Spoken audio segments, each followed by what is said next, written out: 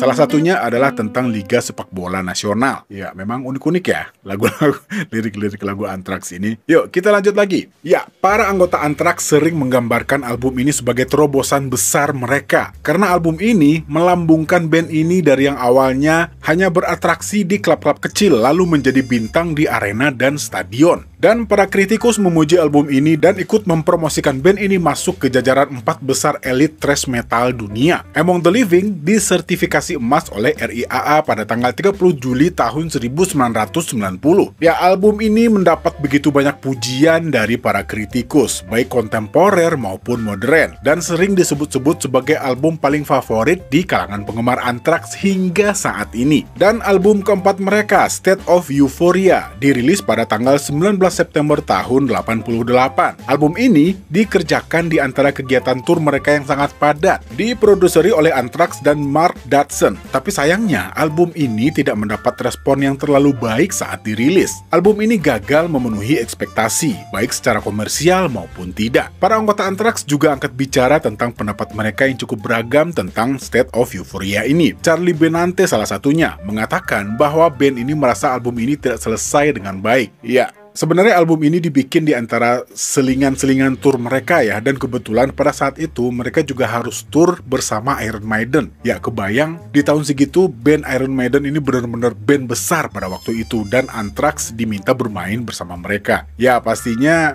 ini kesempatan yang bagus di satu sisi, dan di sisi lain mereka juga harus mengeluarkan album. Dan Charlie Benante juga sempat bilang, seharusnya kami tur dulu baru mengerjakan album ini katanya. Tapi ya udahlah, albumnya udah keluar dan udah dibikin, ya mau apa lagi. Ya oke, kita lanjut lagi. Pada musim gugur tahun 89, Anthrax kembali masuk studio, masih bersama Mark Dodson untuk merekam album kelima mereka. Charlie Benante mengaku mereka ingin meninggalkan kesan ceria band di album kelima mereka ini. Di sisi lain, Scott juga sedang mengalami masa berat di fase hidupnya setelah perceraiannya dengan istrinya. Sebuah kejadian kebakaran besar juga terjadi pada studio mereka saat proses album ini, yang menyebabkan band harus kehilangan peralatan dan studio latihan mereka senilai lebih dari $100.000, yang akhirnya mengharuskan mereka untuk pindah studio untuk menyelesaikan album ini. Dan proses album ini juga diwarnai dengan ketegangan antar anggota band, dan dia mengaku menjadi orang yang tidak menyenangkan pada masa ini. Dia sendiri menyadari kalau saat itu dia sangat menyebalkan dan melampiaskan rasa frustasinya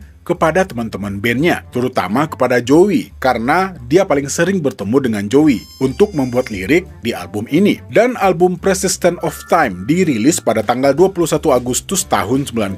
Album ini lebih gelap dan lebih dewasa dibandingkan dengan karya-karya Anthrax sebelumnya, meninggalkan humor dan referensi dari buku komik yang biasanya ditemukan di album-album mereka. Band ini juga memperkenalkan sisi progresif dari musik yang belum pernah ada dalam karya mereka sebelumnya. Dan pada awal tahun 92, tak lama setelah menandatangani kontrak rekaman senilai $10 juta dengan Elektra Records, dan setelah penampilan mereka di Married with Children, Joey Belladonna dipecat dari Anthrax karena perbedaan kreativitas dan gaya.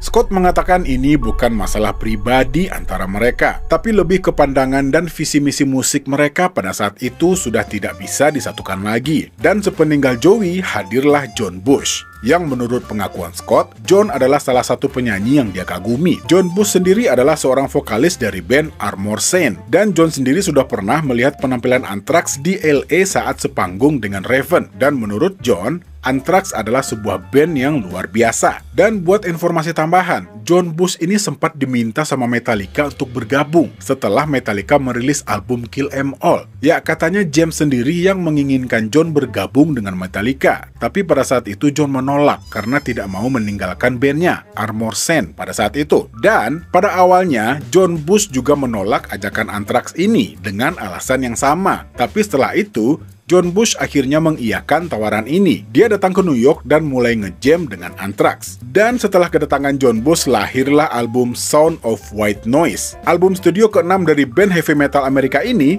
dirilis pada bulan Mei tahun 93 dengan label Elektra Records. Dan album ini diproduseri oleh Anthrax dan Dave Jordan. Di sisi lain, ada yang menganggap album ini dipengaruhi oleh gaya grunge yang sangat populer saat itu. Dan Dave Jordan juga dikenal sebagai produser untuk band-band seperti Alice in Chains dan Jane's Addiction. Dengan kehadiran Sound of White, Anthrax menjauh dari thrash metal yang cepat dan keras yang telah mendefinisikan musik mereka sebelumnya. Sound baru mereka ini sepertinya juga mengacu pada gaya Armored Saint, yang saat itu John Bush juga ikut menulis semua lagu di album ini, dengan penulisan lagu yang lebih melodius dan dengan gaya vokal John yang lebih rendah dan lebih gelap, juga termasuk sebuah faktor yang merubah gaya musik dari album Anthrax ini jika dibandingkan dengan album-album Anthrax yang masih bersama Joey Belladonna. Dan album ini memulai debutnya di nomor 7 di tangga lagu Billboard 200 dengan penjualan 62.000 kopi di minggu pertama. Ini adalah posisi tertinggi Anthrax di tangga lagu. Album ini terjual lagi 40.000 kopi di minggu kedua. Dan Sound of White Noise mendapatkan sertifikasi emas dari RIAA pada tanggal 13 Juli tahun 93. Setelah selesai dengan promosi dan tur buat album Sound of White Noise, Anthrax pun bersiap-siap untuk album mereka selanjutnya. Tapi kali ini band harus kehilangan lagi satu anggota keluarganya. Danny Spitz memutuskan untuk keluar dari band. Ya, tidak ada konflik pada waktu itu. Charlie Benante mengatakan kalau Danny sepertinya sudah tidak betah berada di dalam band. Dan Danny juga mengatakan langsung kalau dia sudah nggak mau berada di dalam band. Dan di tempat lain, Scott Ian mengkonfirmasi bahwa selama pembuatan materi untuk album baru, Danny juga tidak pernah muncul. Katanya, selama pengerjaan materi lagu yang mungkin selama 6 atau mungkin 7 bulan, saya rasa dia hanya muncul selama 2 atau 3 kali, katanya. Lanjutnya lagi,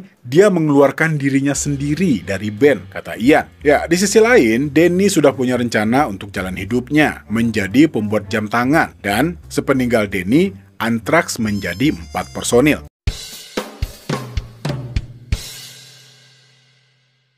Oke teman-teman, sepertinya buat video kali ini segitu dulu ya. Takutnya kalau saya bacain semuanya ini bisa jadi sejam nih ceritanya. Gak apa-apa ya. Dan insya Allah kita lanjut lagi di video selanjutnya. Dan terima kasih buat teman-teman yang udah pada nonton. Saya Al pamit. Assalamualaikum warahmatullahi wabarakatuh.